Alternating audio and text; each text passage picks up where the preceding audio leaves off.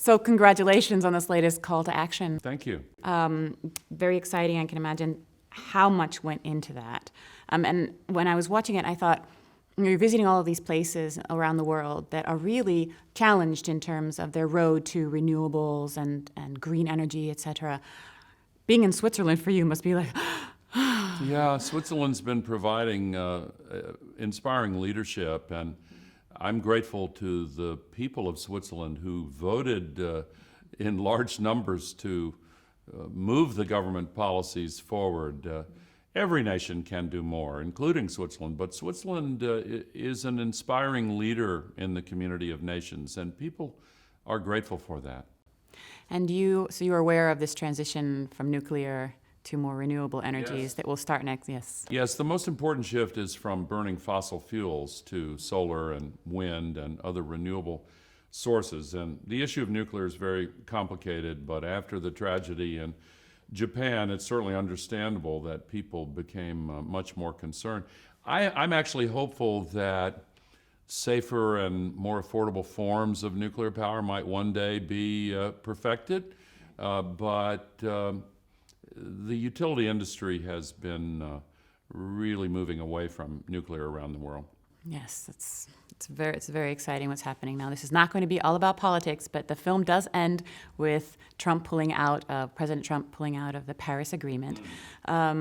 Is this as serious as some people think it is, or is it more a distraction? I don't know. I was worried when he made that speech, but then the next day, all the other nations in the world said, no, we're still in the Paris Agreement.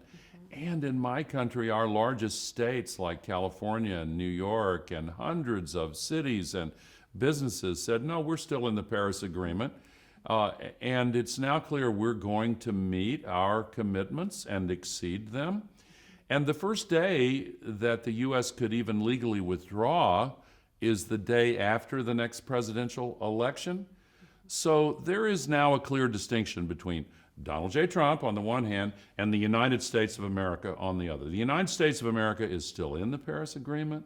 We're going to exceed our commitments, and perhaps we'll have a new president after the next election. I hope so. Yes, we will. We just very well might. And to take a little bit from our mentor show, which has been Quest Means Business and Richard Quest here. I know Richard. I bet you do. Absolutely, quite a character. I will. He is quite a character.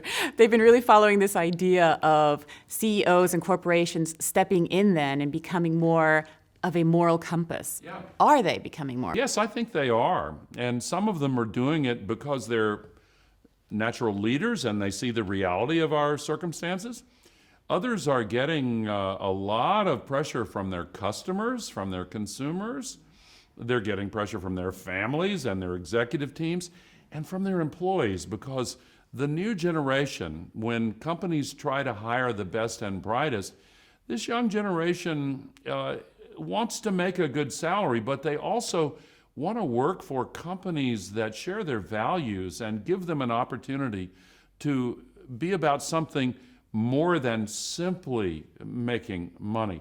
And for those and other reasons, I think that actually in many parts of the world, the business community is now far ahead of the political community. And one of the reasons the Paris Agreement was successful is that business and industry and investors were a big part of the Paris negotiations and pushed governments to come to that agreement. And the World Economic Forum is also a place where all of these things are discussed. You may or may not be joining us. What are your thoughts on these kinds of forums in terms of moving these ideas forward? I'm on Klaus Schwab's board at the World Economic Forum, and I have come to greatly admire the role that the WEF plays. For the third year in a row, the World Economic Forum has named the climate crisis as the #1 threat to the global economy. And they have set up a series of really important discussions with business leaders and civic society leaders. Most recently, I participated in the Sustainability Forum they held in New York City at the opening session of the United Nations General Assembly just 2 weeks ago.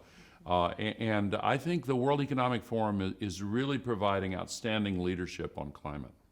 Lovely. My last question is just as a filmmaker, because you also stepped into making the second documentary as a filmmaker. What was your takeaway? What was your biggest takeaway this time around? Well, the directors of this movie, Bonnie Cohen and John Schenck, are the ones who deserve credit for this movie and the fantastic reviews that they have received. But for my own role, I was fascinated by all the changes in the industry over the last decade.